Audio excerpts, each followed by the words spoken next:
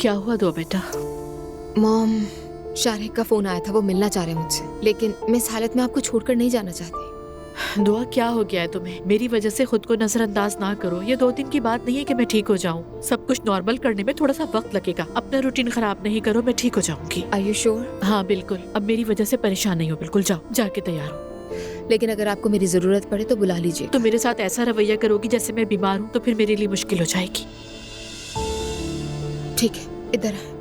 बस मेरी फिक्र मत करो, दुआ करो मैं इससे गुजर जाऊँ। आपसे बहुत मोहब्बत करता हूँ।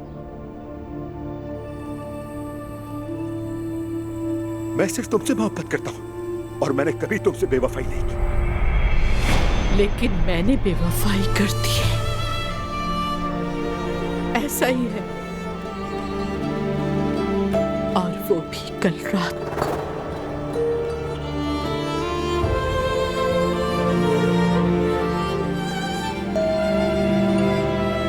ज़ैनब,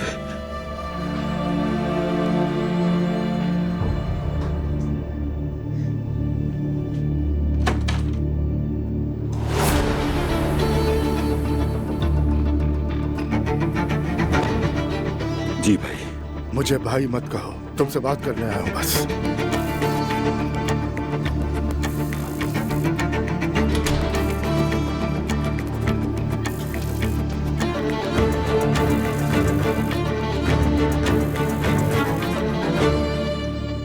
ये हरकत कोई भी कर सकता था, लेकिन मुझे तुमसे उम्मीद नहीं थी। ये करते तुम्हें जरा शर्म ना आई? मैंने किसी के साथ कुछ नहीं किया। कल रात से आप सब लोग मेरे खिलाफ बगैर सबूत के फैसले सुना रहे हैं। तुम मेरे बेटे की बीवी के पीछे पड़े हुए हो, ऐसा कैसे कह सकते हो? मैं किसी के पीछे नहीं पड़ा हूँ भाई। जो कुछ आपने सुना है सब झूठ है। बकवास बंद करो अपनी।